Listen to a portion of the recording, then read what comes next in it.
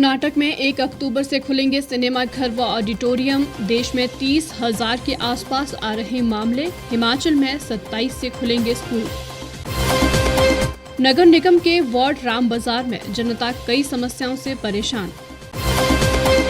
पंडित दीनदयाल उपाध्याय का सशक्त एवं प्रगतिशील भारत के निर्माण में महत्वपूर्ण योगदान।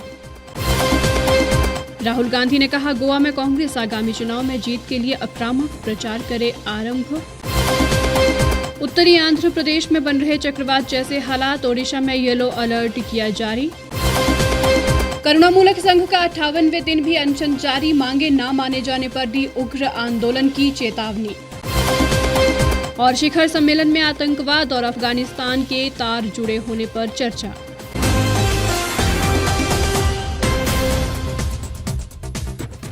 नमस्कार, स्वागत है आपका द रीफ टाइम्स में। मैं हूं लक्ष्मी ठाकुर और अब खबरें विस्तार से।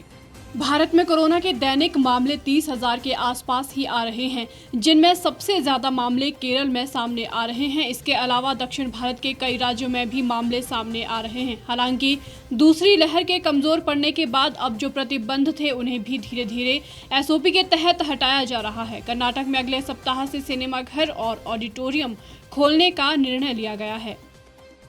कर्नाटक में कोरोना की दूसरी लहर कमजोर पड़ने के बाद धीरे धीरे प्रतिबंधों में ढील दी जा रही है। इसी सिलसिले में 1 अक्टूबर से राज्य में सभी सिनेमाघर, ऑडिटोरियम, पार्क सहित अन्य सार्वजनिक जगहों को 100% क्षमता के साथ खोल दिया जाएगा। इससे पहले अभी तक राज्य में आधी क्षमता के साथ यहां पर सिनेमा हॉल और ऑडिटोरियम को खोलने की इजाजत दी गई थी, लेकिन कोरोना संक्रमण के मामलों में कमी आने से सिनेमा हॉल और ऑडिटोरियम खोलने को कहा गया है।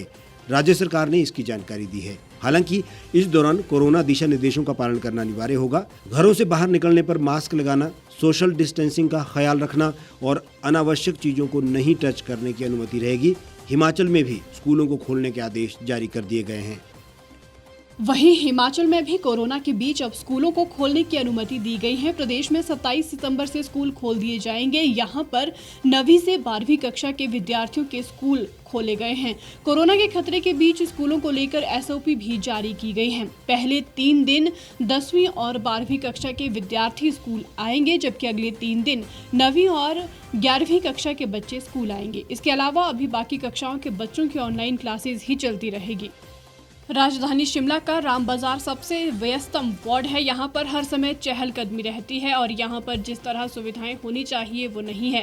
राम बाजार वार्ड में समस्याओं के भी अंबार है। जब रीफ टाइम्स की टीम ने वार्ड का दौरा किया तो कई तरह की समस्याएं देखने को मिली।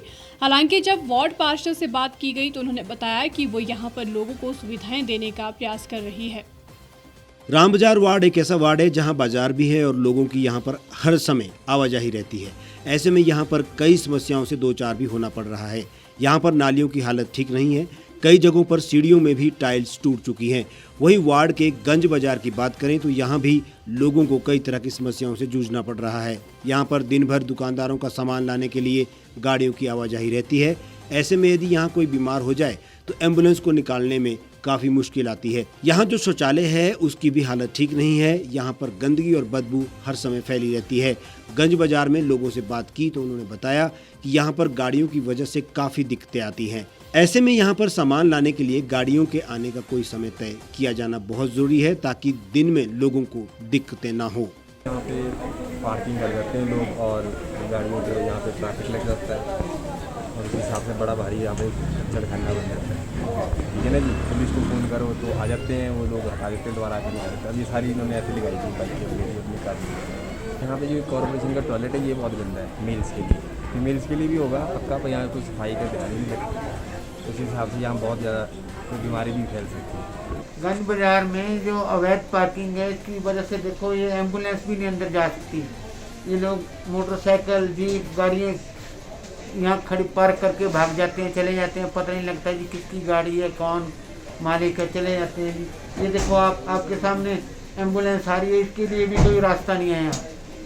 वहीं गंज में एक वाटर एटीएम भी स्थापित किया गया है ताकि यहाँ पर लोगों को पीने के लिए स्वच्छ पानी मिल सके। लेकिन जहाँ ये वाटर एटीएम स्थापित है वहाँ पर बाइक पार्किंग बनाई गई है और हर समय वहाँ बाइक पार्क रहती है, जिससे उस एटीएम तक पहुँचना ही मुश्किल हो जाता है। यहाँ दुकानदारों ने कहा कि बाइक पार्किंग को हटाया जाए। ये देखिए आप आगे वहाँ पार्किंग लगाइए, यहाँ मोटर साइकिल की पार्किंग है और वहाँ फिल्टर है पानी का, जिससे पानी लेते हैं, उसके आगे ही सारी की सारी है, तो कहाँ बंदा वहाँ पहुँचेगा। ये पार्किंग की मेन समस्या है। देखो जी, आपके सामने ही है कैसे लोग मोटरसाइकिल स्कूटर गाड़ियाँ लगा के चले गए हैं, कोई मालूम नहीं कौन है ये लोग। राम बाजार की पार्षद सुषमा कुठियाला ने कहा कि वो वार्ड में लोगों को सुविधाएं देने के लिए कार्य कर रही हैं। उन्होंने कहा कि जो भी समस्याएं हैं वो उन्हें दूर करने के लिए कार्य किया जा रहा है और वार्ड में स्मार्ट सिटी और अमृत मिशन के तहत रास्तों, सीढ़ियों की मुरम्मत और कई अन्य कार्य किए जा रहे हैं। मेरे वार्ड में जैसे कि काफ़ी विकास कार्य वैसे तो चले हुए हैं, जगह जगह टाइल्स का जो है रिपेयर वर्क चला हुआ है, जहाँ नहीं लगी है वहाँ टाइल्स का काम चला हुआ है। एक DDU की बैक साइड पर पार्क का काम चला हुआ है। ओपन जिम्नेजियम मैंने एक पहले भी बनवाया था गंज में, जो शायद अभी कुछ टाइम के लिए बंद किया हुआ है हमने, क्योंकि वो एक डंगा था वो बैठ गया है, उसकी रिपेयर द्वारा हम करवा देंगे। और मेरे वार्ड में जैसे स्मार्ट सिटी के काफ़ी प्रोजेक्ट चले हुए हैं, उस ये दुकानों का वो है, रेनोवेशन सारी हो रही है, नई दुकानें, और आजीविका भवन का काम चला हुआ है वार्ड में। बाकी ऑलमोस्ट सारा काम जो लोगों ने बोला है, ड्रेन्स वगैरह का, टाइल्स का, गलियों की रिपेयर, रेलिंग पेंट, तकरीबन सब काम हो चुके हैं। गंज बाज़ार में जो टॉयलेट है वो यूरिनल्स, जो चढ़ाई पे हम चढ़ते हैं यूरिनल्स हैं, उसके बारे में मैंने कई बार बोल दिया है। तो उसका कुछ इस हिसाब से है कि गंज की जो अभी स्मार्ट सिटी में सारा रिपेयर होना है, तो इस वजह से वो शायद अभी उस काम को वो थोड़ा डिले कर रहे हैं कि उसी प्रोजेक्ट में हम उसको एक प्रॉपर उस वे में उसको बनवा देंगे हम। नालियों में फैली गंदगी को लेकर पार्षद ने कहा कि रोज सफाई तो होती है, लेकिन कई लोग कूड़ा डस्टबिन में डालने के बजाय नालियों में फेंक देते हैं। ऐसे में वहाँ गंदगी भर जाती है।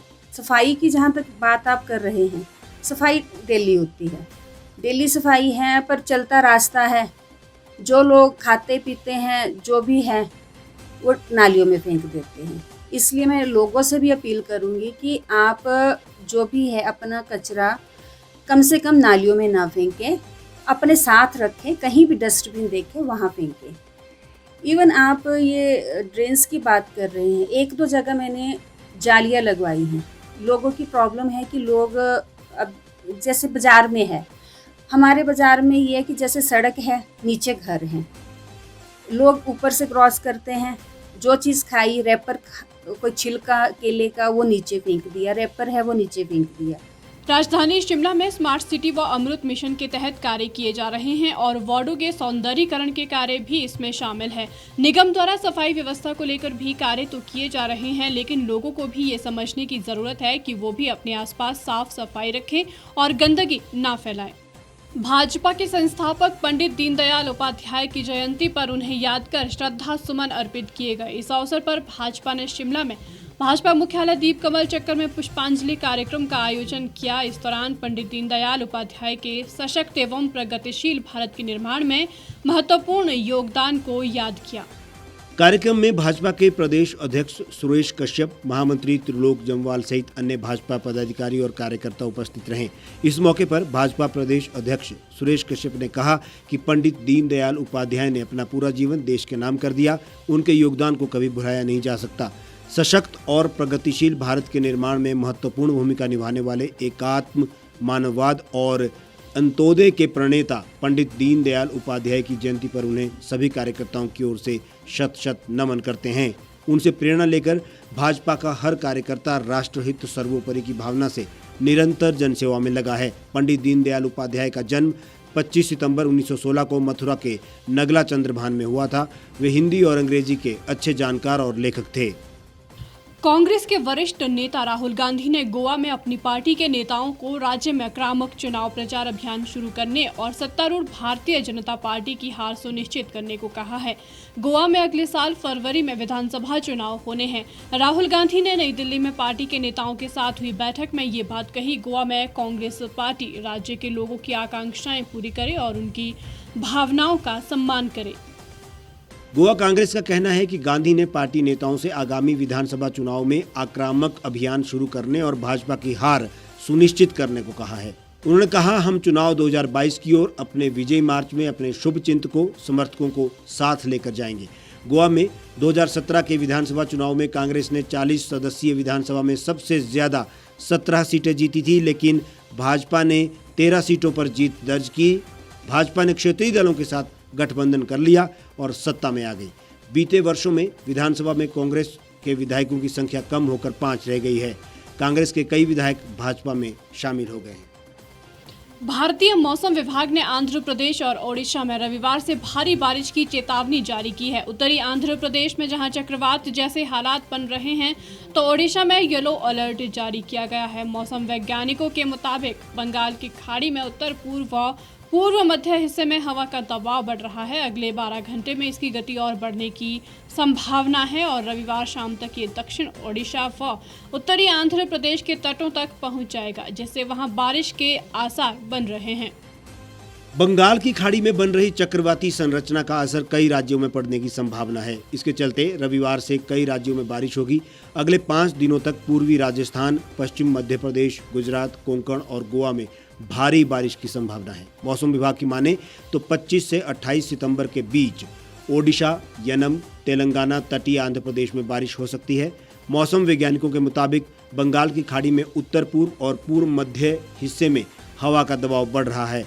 भारतीय मौसम विज्ञान विभाग की माने तो शनिवार को पूर्वी राजस्थान, पश्चिमी मध्य प्रदेश, गुजरात, कोंकण और गोवा, छत्तीसगढ़, यनम, तेलंगाना के कुछ क्षेत्रों में बारिश की संभावनाएं बनी हुई है। हिमाचल में भी हालांकि मौसम आज खुशनुमा बना हुआ है, लेकिन बारिश की चेतावनी के चलते अभी कुछ दिन ये दौर और जारी रहेगा। करुणामूलक संघ पिछले 58 दिन से अपनी मांगों को लेकर शिमला में क्रमिक अनशन पर बैठा है। करुणामूलक संघ के मुख्य सलाहकार और सचिव शशिपाल ने कहा कि सरकार करुणामूलक आधार पर नौकरियों वाली पॉलिसी में संशोधन करे। इसमें 62,501 सदस्य की सालाना आय सीमा और 5% कोटा शर्त को हटाने और योग्यता के अनुसार सभी आश्रितों को बिना शर्त नौकरी देने की मांग को प्रमुखता से उठाया गया है। इसके अलावा करुणामूलक कर्मचारियों को 5% कोटा शर्त को हटा दिए जाने की मांग भी की गई है, ताकि विभाग अपने तौर पर नियुक्तियां दे सके। उन्होंने कहा कि जब किसी महिला आवेदक की शादी हो जाती है तो उसे पॉलिसी से बाहर कर दिया जाता है। इस शर्त को भी सरकार हटाए। समस्त विभागों, बोर्डों, निगमों में लंबित पड़े करुणामूलक आधार पर दी जाने वाली नौकरियों में केस जो 7/3/19 की पॉलिसी में आ रहे हैं, उनको वन टाइम सेटलमेंट के तहत सभी को एक साथ नियुक्तियां दी जाएं। उन्होंने कहा कि यदि उनकी मांगे जल्द ना मानी गई तो इस धरने को अनिश्चित काल तक जारी रखेंगे और हर जिले में धरना प्रदर्शन होगा। बहुत जल्द ये धरना प्रदर्शन उग्र रूप धारण करने वाला है। आज हमें क्रमिक अनशन पर बैठे हुए 58 दिन कंप्लीट हो चुके हैं। लगभग 2 महीने 2 दिन बाद होने वाले हैं, पर सरकार ने अभी तक हमारी कोई सुध नहीं ली है। सरकार की तरफ से अभी तक कोई भी हमारे पास जो है वो हमारा हालचाल पूछने के लिए नहीं आया है। जो हमारे करुणामूलक आश्रित परिवार पिछले 15 या 20 सालों से जो नियुक्तियों का वेट कर रहे हैं, जो बेचारे दर के ठोकरें खा रहे हैं, उनको आज सड़क पर उतरना पड़ा है। तो सरकार से हम ये डिमांड रखते हैं कि जो हमारे परिवार है, इनको वन टाइम सेटलमेंट के तहत जो है वो सरकार नियुक्तियाँ प्रदान करें। और अभी कल भी हमारी हाल ही में कैबिनेट हुई है, उस कैबिनेट में भी सरकार ने हमारे उसमें कोई सकारात्मक निर्णय नहीं ले पाई है सरकार। और हम ये चाहते हैं कि सरकार जो हमें मीठा लड्डू देने वाली है, वो मीठा लड्डू हम खाने वाले नहीं हैं। तो हम यहाँ से तभी उठेंगे जब सरकार हमें वन टाइम सेटलमेंट देगी और हम अपना हक मांग रहे हैं। जो करुणामूलक आश्रित परिवार है वो अपना हक मांग रहे हैं। हमें लड्डू लेने की ज़रूरत नहीं है सरकार से। जब तक हमें हमारा हक नहीं मिलता तब तक हम यहाँ से उठने वाले नहीं हैं। जो हमारा ये करुणामूलक आश्रित परिवार का जो ये क्रमिक अनशन है, ये अनिश्चितकालीन है, ये तो चलता रहेगा। इसके अलावा और भी हम हर डिस्ट्रिक्ट से स्ट्राइक करने वाले हैं और ये जो एक हमारा जो एक धरना प्रदर्शन है, ये एक उग्र आंदोलन का रूप धारण करने वाला है। करुणामूलक संघ पिछले लंबे समय से अपनी मांगों को लेकर आंदोलनरत है, लेकिन सरकार उनकी मांगों को लेकर अपना नकारात्मक रवैया अपनाए हुए हैं। किसी भी तरह से उनकी मांगों को लेकर सरकार गौर नहीं कर रही है। करुणामूलक संघ ने अपनी तरफ सरकार की इस बेरुखी को देखते हुए अब अपने आंदोलन को उग्र करने की चेतावनी दी है। अमेरिका में आयोजित हुए क्वाड शिखर सम्मेलन में आतंकवाद और अफगानिस्तान के साथ पाकिस्तान के तार जुड़े होने का मुद्दा चर्चा में रहा। विदेश सचिव हर्षवर्धन श्रृंगला ने जानकारी दी कि द्विपक्षीय बैठकों के दौरान अफगानिस्तान में पाकिस्तान की भूमिका पर नजर रखने की जरूरत को लेकर चर्चा हुई। उन्होंने कहा कि खुद को मददगार के तौर पर पेश कर रहा पाकिस्तान कई मायनों में ऐसी कुछ परेशानियों का कारण है जिनका सामना भारत पड़ोसी देशों के साथ कर रहा है। प्रधानमंत्री नरेंद्र मोदी ने अपने ऑस्ट्रेलियाई और जापानी समकक्षों स्कॉट मॉरिसन और योशिहिडे सुगा के साथ व्हाइट हाउस में पहली बार व्यक्तिगत रूप से आयोजित हुई क्वाड बैठक में हिस्सा लिया। श्रृंगला ने कहा कि व्हाइट हाउस में हुई द्विपक्षीय वार्ताओं के दौरान अफगानिस्तान में पाकिस्तान की भूमिका पर साफ चिंता जाहिर की गई। साथ ही पाकिस्तान की कुछ ऐसी गतिविधियों पर भी चिंता जाहिर की गई है जो अंतर्राष्ट्रीय समुदाय के अपेक्षाओं के हिसाब से ठीक नहीं थी। उन्होंने कहा कि बैठकों के दौरान भारत और अमेरिका इस बात पर सहमत हुए हैं कि आतंकवाद का मुद्दा बहुत ज़रूरी है। विदेश सचिव ने बताया कि दोनों पक्षों ने किसी भी तरह की टेररिस्ट प्रॉक्सीज के इस्तेमाल पर सवाल उठाए और आतंकवादी समूह को आर्थिक या फिर सैन्य मदद देने से इनकार करने की जरूरत पर जोर दिया। विदेश सचिव ने कहा कि बैठकों के दौरान अफगानिस्तान के हालात पर भी कुछ चर्चाएं हुई हैं। इस बुलेटिन में फिलहाल इतना ही। बाकी तमाम खबरों के लिए जुड़े रहिए और देखते रहिए द रीव टाइम्स।